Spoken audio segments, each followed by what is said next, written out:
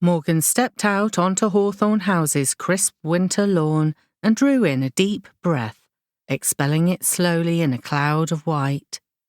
She walked over to the well and gazed down into its dark reflection of the sky and let her mind sink down for a moment into its vast depth.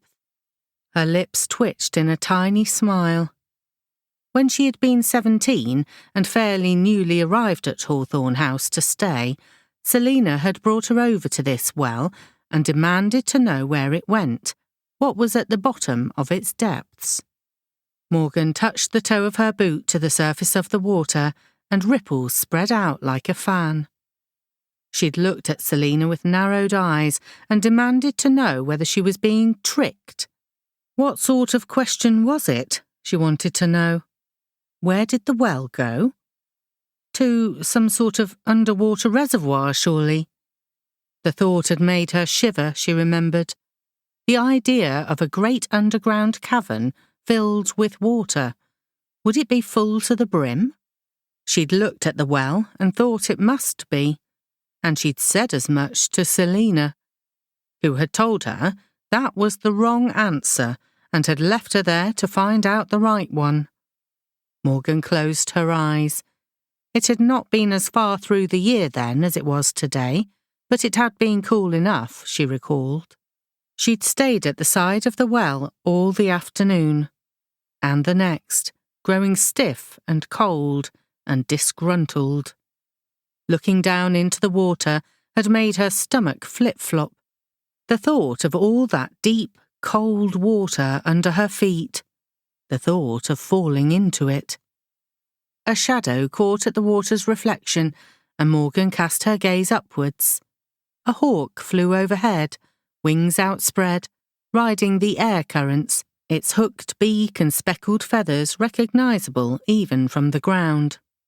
Morgan breathed out, felt her hawkkin spread her wings in the air behind her, as though they were Morgan's own, and she smiled. She'd come so far since those 2 long-ago days at the well, learnt so much. Was it enough?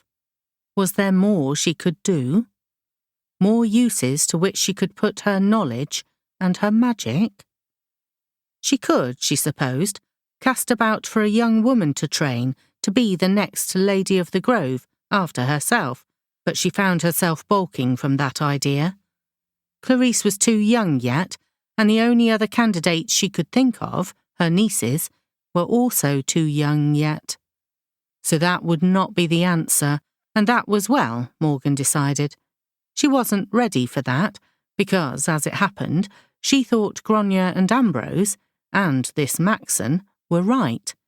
There was more she could do, and there was the necessity for it. She glanced back down into the well, into the womb of the world, then flicked her gaze away to the woods and strode towards the path through the trees. The trees seemed to lean towards her as she stepped between them, reaching out to touch their damp bark with sensitive fingertips.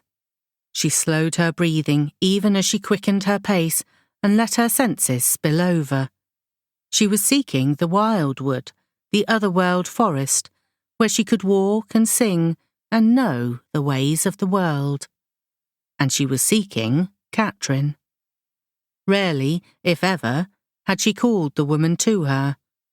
Always, Katherine had come unbidden, stepping like a shadow a pace behind her, whispering in her mind, coming in her travelling to lead her between the trees, showing her the routes through the other world, until she knew them like the veins on the backs of her own hands. Seldom had Morgan actively sought her out. Their relationship was complicated.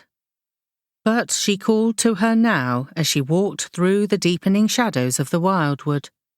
And Katherine came, a whisper behind her, a breath so close to Morgan's own it was almost impossible for her to tell them apart. For this was the truth of it. They were the same soul, and Morgan, in rare moments, let herself concede that she had been born for Katherine's purpose.